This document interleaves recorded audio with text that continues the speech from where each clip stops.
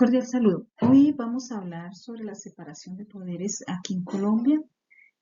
Nuestro grupo está integrado por Milena Parra, Luz Elena Ramos y Chelsea Corredor.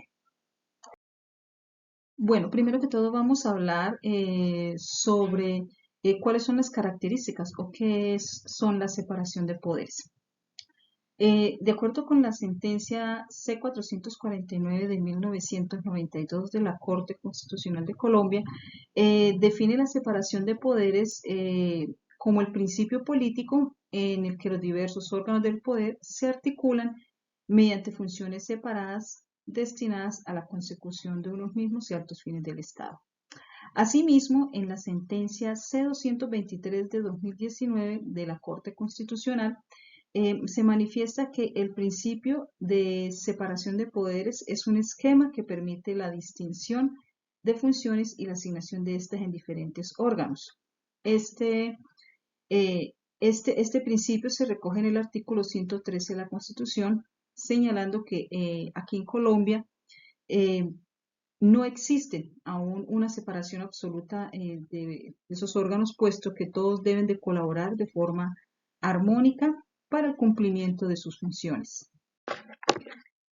De acuerdo con lo anterior, en Colombia tenemos un sistema que busca la independencia entre el poder legislativo, el poder ejecutivo y el poder judicial, para de esta forma evitar el abuso del poder en cada una de ellas. A continuación, explicaremos estos tres poderes representados en diferentes, a nivel nacional, en 3 departamentos y obviamente de acuerdo a cada poder según la parte en el municipio. Bueno, vamos a iniciar con el poder ejecutivo. Como ya sabemos, el poder ejecutivo es el encargado de administrar y gobernar. Tiene un orden nacional, un orden departamental y un orden municipal. A nivel nacional, la rama ejecutiva le corresponde ejecutar de forma coordinada todas las actividades, como ya lo hemos mencionado antes, administrativas que están al servicio de los intereses del Estado, en este caso Colombia, para el cumplimiento de los fines esenciales. Está representado por el presidente de la República, quien simboliza la unidad nacional, es el jefe de Estado o jefe de gobierno y suprema autoridad administrativa. En este caso, o en este cuatrienio, le corresponde al señor Gustavo Petro. Bueno, la rama ejecutiva a nivel departamental está conformada por 2 o más departamentos con personería jurídica, con autonomía propia, patrimonio propio y está orientada al desarrollo y a la inversión regional. Actualmente están regidos por el señor gobernador y la asamblea departamental, el cual son elegidos para un periodo de 4 años. Aunque el gobernador es la máxima autoridad a nivel departamental, equivale obviamente al presidente, pero obedece a este mismo en temas económicos y de seguridad. En lo demás tiene autonomía de acuerdo con el artículo 305 de la Constitución Política de Colombia. Asimismo, las asambleas departamentales son órganos colegiados que colaboran en la toma de decisiones administrativas junto con el señor gobernador y sus actos se denominan ordenanzas de acuerdo con el artículo 300 de la Constitución Política de Colombia. El gobernador en estos momentos que está en el departamento de Santander es el doctor Mauricio Aguilar. Bueno, ya para finalizar, vamos a hablar del Poder Ejecutivo en el orden municipal. El Poder Ejecutivo en el orden municipal está a cargo de los alcaldes de cada uno de los municipios. En este caso, en el municipio de Piedecuesta, el alcalde es el doctor Mario José Carvajal. El alcalde o los alcaldes en el Poder Ejecutivo tienen la máxima autoridad, es equivalente tanto al presidente y al gobernador, pero obedece a estos en temas económicos y de seguridad. En las demás funciones sí ya tiene autonomía, de acuerdo con el artículo 315 de la Constitución. Asimismo, los concejales, que son órganos colegiados, colaboran en la toma de decisiones administrativas junto con el señor alcalde. A estas decisiones se les llaman acuerdos o actos. Esto de acuerdo con el artículo 313. En el Poder Ejecutivo, tanto el señor presidente como los ministros, como el gobernador, alcaldes y concejales, incluso la asamblea departamental, son elegidos para un periodo de 4 años. Ahora, en el mes de octubre, son las elecciones para el siguiente cuatrienio. Bueno, eso fue todo sobre el Poder Ejecutivo. A continuación, la compañera Milena les hablará y les ilustrará sobre el Poder Legislativo. Hola, mi nombre es Milena y siguiendo con el tema, ahora hablaremos del Poder Legislativo. El Congreso de la República es la máxima autoridad legislativa de Colombia, un órgano que constituye el eje de la democracia representativa y quien tiene las funciones de la rama legislativa. Para entrar en materia, vamos a conocer la reglamentación que en Colombia le da vida al Poder Legislativo. En la Constitución Política, en el artículo 113 del capítulo 1, que habla sobre la estructura del Estado, se mencionan las tres ramas del poder, empezando por la legislativa, la ejecutiva y la judicial. Cada una de estas en representación de órganos que tienen funciones separadas, pero que colaboran armónicamente para la realización de sus fines. Luego, en el artículo 114 se mencionan las funciones del Congreso, que son reformar la Constitución, hacer las leyes y ejercer control político sobre el gobierno y la administración. En este mismo artículo también se señala que el Congreso está conformado por el Senado y por la Cámara de Representantes. Finalmente, en el artículo 116, que habla sobre el Poder Judicial, se le otorga al Congreso también funciones judiciales, solo en algunos casos, como más adelante se abordará. Siguiendo con la normatividad que regula la estructura y funcionamiento del Congreso, encontramos las siguientes normas orgánicas. La Ley Tercera de 1992, que expide las normas sobre las comisiones del Congreso. La Ley Quinta de 1992, que reglamenta el Congreso, el Senado y la Cámara de Representantes. A esta ley se le hizo algunas modificaciones con la Ley 186 de 1995. La Ley 475 de 1998, que crea oficinas de control interno del Senado y de la Cámara. La Ley 974 de 2005, que adecua el reglamento del Congreso al régimen de bancadas. Y la Ley 1147 de 2007, que crea la Comisión Especial de Modernización y Atención Ciudadana del Congreso, una institución un poco más cercana a la ciudadanía. Bien, ahora vamos a ver las funciones del Congreso, que se mencionan tanto en la Constitución Política como en las normas orgánicas. La primera es la función constituyente, es decir, que puede reformar la Constitución Política mediante actos legislativos. También tiene función legislativa, con la cual se elabora, se interpreta, se reforma o se deroga las leyes y los códigos. Tiene función de control político para requerir y reemplazar a los ministros de despacho. Algunas de las conclusiones de esta responsabilidad política pueden ser la moción de censura y la moción de observaciones. Tiene función judicial también para juzgar excepcionalmente a los altos funcionarios del Estado.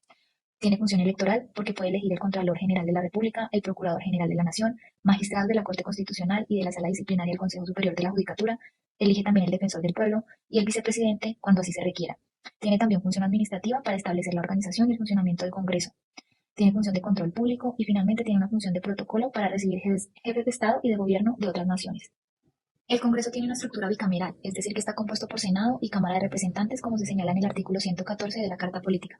Esta estructura se ha mantenido prácticamente igual desde la Constitución de Tunja de 1811 para asegurar mayor representación y pluralismo democrático de manera que se fortalezca su legitimidad. La sede del Congreso está en Bogotá, la capital de la República. Los miembros del Congreso son elegidos por elección popular en el orden nacional, por circunscripción electoral territorial, especial y una circunscripción internacional, por periodo de 4 años con posibilidad de ser reelegidos en los siguientes periodos. Cada Cámara del Congreso tiene a su vez varias comisiones permanentes, con temas específicos inspirados en el Congreso de Estados Unidos. También tiene comisiones sin funciones legislativas para casos excepcionales, que son las comisiones legales, especiales y accidentales. Las dos cámaras del Congreso tienen funciones separadas y a cada una se le reconoce autonomía administrativa y financiera. En este esquema organizativo, una ley requiere la aprobación normalmente de 4 debates, salvo casos excepcionales expresamente previstos en la Constitución. 2 de los 4 se desarrollan en las comisiones permanentes de cada Cámara y los otros 2 se hacen en las plenarias. En caso de desacuerdo entre ambas cámaras, hay posibilidad de crear comisiones accidentales para el debate conjunto. Una vez el proyecto es aprobado por ambas cámaras, pasa a sanción presidencial. El presidente puede firmar el proyecto o puede presentar objeciones por su inconveniencia o por su inconstitucionalidad. Si firma el proyecto y se aprueba, este se convierte en ley de la República. Si se presenta objeciones en ambos casos, el Congreso lo debe reconsiderar. Una de las dos cámaras que forman el Congreso es el Senado.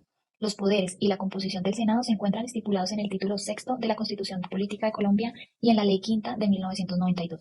Actualmente, la plenaria del Senado está compuesta por 108 senadores, de los cuales 100 son elegidos con los votos de todos los colombianos, es decir, por circunscripción nacional, 2 por las comunidades indígenas, circunscripción especial, 5 cupos asignados para el partido FARC y 1 asignado al candidato a la presidencia que resulte en segundo lugar en las elecciones. El Senado se organiza en 7 comisiones constitucionales permanentes, cada una de ellas con una especialidad, y asimismo, para temas excepcionales y específicos y sin funciones legislativas, se puede organizar en comisiones legales, especiales y accidentales. El Senado de la República elige a sus miembros en representación de toda una nación. La Cámara se compone de 172 representantes elegidos con los votos de cada departamento. A cada departamento y distrito capital le corresponde un representante y otro adicional por cada 365.000 habitantes. Como caso excepcional, le corresponde uno adicional a San Andrés y Providencia, 2 son elegidos por comunidades afrodescendientes, 1 es elegido por las comunidades indígenas y 1 elegido por los colombianos en el exterior. 5 cupos son asignados para el partido FARC y 1 para el candidato a la vicepresidencia que resulte en segundo lugar. Para ser elegido como representante de la Cámara se requiere ser ciudadano en ejercicio y tener más de 25 años de edad en la fecha de la elección. La Cámara se organiza en 7 comisiones constitucionales permanentes con las mismas especialidades que las del Senado, y para temas excepcionales y específicos y sin funciones legislativas se puede organizar en comisiones legales, especiales y accidentales de la misma manera que en el Senado. Como hemos visto, a la rama legislativa, como expresión del principio democrático, le corresponde hacer las leyes, que son el instrumento más importante de regulación social en Colombia, al tiempo que son el eje de un Estado de derecho, pasando de un gobierno de los hombres a un gobierno de las leyes. Es por esto que la Constitución dispone que ninguna autoridad del Estado podrá ejercer funciones distintas de las que se le atribuye en la Constitución y en la ley. Muchas gracias y espero que esta información sobre la rama legislativa haya sido útil. Buen día, me encuentro en el municipio de Yopal, Casanare, donde actualmente hay aproximadamente 180.000 habitantes. Estamos hablando sobre la separación de poderes, que se divide en 3, poder legislativo, poder ejecutivo, y hablaremos hoy sobre el poder judicial. Acompáñenme. Nos encontramos en nuestro Palacio de Justicia del municipio de Yopal, Casanare. El poder judicial es la potestad de administrar justicia en un estado. Lo que caracteriza este poder es la potestad jurisdiccional, entendida como la capacidad de resolver litigios y todo tipo de procesos, juzgar y ejecutar lo juzgado. Ahora hablaremos sobre el espacio territorial. A nivel nacional está la Corte Constitucional, que examina las leyes del Congreso y decretos presidenciales, que son la ley, y si van en contra los anula. 2. Corte Suprema, examina las decisiones de los tribunales superiores y juzgan los altos funcionarios por sus delitos en el desempeño de sus cargos. 3. Consejo de Estado, estudia las decisiones del Poder Ejecutivo en los 3 niveles y si van en contra de la ley, lo suspende. A nivel departamental están unos jueces muy importantes llamados magistrados, encargados de llevar casos que no pudieron ser resueltos por los jueces. A nivel municipal están los jueces encargados de resolver conflictos entre las personas, juzgar a los que no cumplen la ley con penas y aprobar o desarrollar la culpabilidad de los acusados para hacer justicia.